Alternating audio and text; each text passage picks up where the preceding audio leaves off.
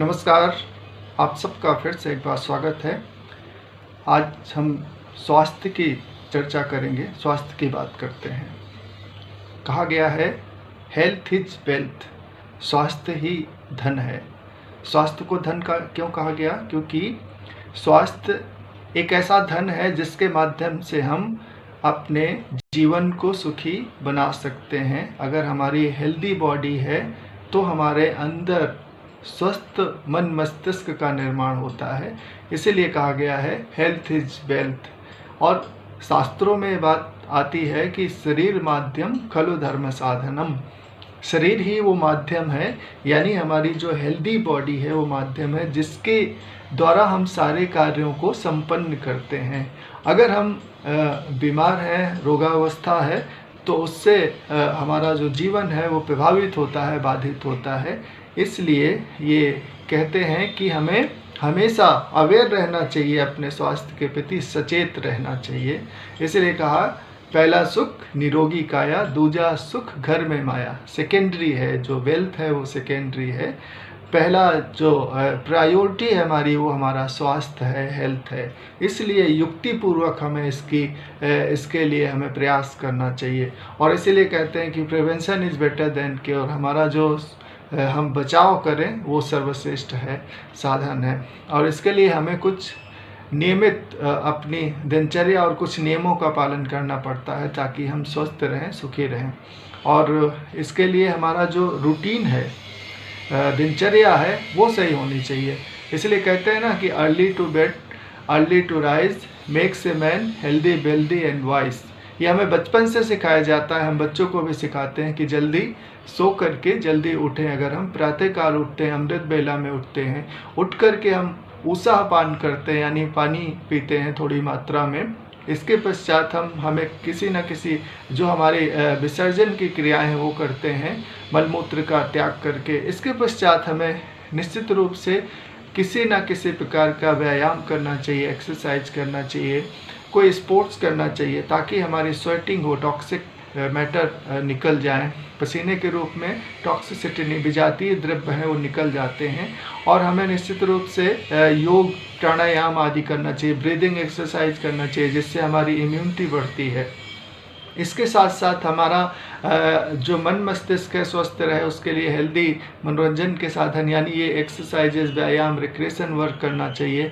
इसके साथ साथ हमारा जो आचार विचार व्यवहार ठीक रखना चाहिए ताकि हम हेल्दी रहें, स्वस्थ रहें, सुखी रहें। हमारा जो आहार है ऐसा होना चाहिए जिस प्रकार से हमारी जो बॉडी है, शरीर है, उसका जो टाइप्स है वो एल्कलाइन है, ना कि एसिडिक है। हम प्रातःकाल से चाय से शुरुआत करते हैं जो कि एसिडिक होती है, इसलिए एसिडिक फूड को अवॉइड करना चाहिए। ऐसा आहार जो कृत्रिम फूड कहा गया है उसको नहीं लेना चाहिए, जो पैक्ड फूड है उसका सेवन नहीं करना चाहिए, बल्कि हमें सीजनल, रीजनल और ओरिजिनल का सेवन करना चाहिए। यानी जो प्राकृतिक हो, जो हमारे यहाँ अवेलेबल हो, जो सीजनल हो उसको सेवन करना चाहिए। रीजनल हो, जो जिस क्षेत्र में अवेलेबल है उसका सेवन करना चाहिए। और ओरिजिनल यानी कि जो उसका नेचुरल फॉर्म है उस रूप में सेवन करना चाहिए। इसीलिए हमारे शास्त्रों में बात आती है कि ऋतु भुक, हित भुक और मित भुक का सेवन करना चाहिए। इस नियम का हमें पालन करना चाहिए आहार के संबंध में। ऋतु भुक मतलब सीजनल, जिस सीजन का, ऋतुओं के आधार पर हमें भोजन, हमारी दिनचर्या का चयन करना चाहिए। इसी प्रकार से हित भुक जो हमारी प्रकृति के आधार पर ठीक हो उसका पालन करना चाहिए, उसका सेवन करना चाहिए। और मित भुक अर्थात हमें मिताहारी होना चाहिए, हमें संयमित भोजन लेना चाहिए। कहते हैं ना कि आधा भोजन फिर आधा पानी और हवा के लिए शेष रखना चाहिए। हमारी जो हम ब्रेथ करते हैं, श्वास लेते हैं, प्राण ऊर्जा रहती है हमारे शरीर के अंदर। तो इस प्रकार से अगर हम पालन करते हैं तो हम हेल्दी रहते हैं। इसी प्रकार से हम प्रतिदिन किसी न किसी रूप में तनाव लेते रहते हैं, तो तनाव का त्याग करें, तनाव ना लें। और जो भी समस्या आती है उसको मैनेज करना सीखें, तनाव का, क्रोध का त्याग करें। इसी प्रकार से आप काम के साथ विश्राम करना भी सीखें। आप अगर वर्क करते हैं तो रेस्ट भी मस्ट होता है। इसके लिए आप ये ज़रूरी नहीं कि आप लाई डाउन पोजीशन पे लेट करके ही विश्राम किया जाए, बल्कि आप ऑफिस में हैं, घर में हैं, कार में जा रहे हैं, कहीं पर भी हैं, आप उसको थोड़ी देर विश्राम कर सकते हैं। आंखें बंद करके अपने श्वास पे ध्यान दे करके सिस्टम को रिलैक्स कर सकते हैं, शरीर को रिलैक्स किया जा सकता है। तो आहार के साथ वर्क के साथ, काम के साथ विश्राम भी और निद्रा भी अति आवश्यक होती है। कहा गया है ना कि स्वास्थ्य के 3 तिपाए होते हैं, आहार, निद्रा और ब्रह्मचर्य। और हम अगर इन तीनों का पालन करते हैं, 3 नियमों का, तो हम हेल्दी रह सकते हैं, स्वस्थ रह सकते हैं। तो किसी न किसी रूप में जो तनाव आता है उसका त्याग करना हमें।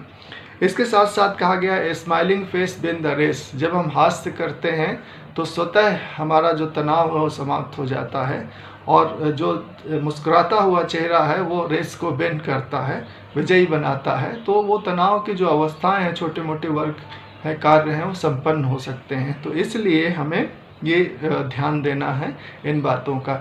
इसके साथ साथ हमें अपने लाइफ में मेडिटेशन ज़रूर करना चाहिए। हमें सकारात्मक सोचना चाहिए, नकारात्मक भावों का त्याग करना चाहिए। नेगेटिव थॉट्स हमें डिस्ट्रॉय करते हैं, हमारी एनर्जी को, ऊर्जा को व्यस्त करते हैं।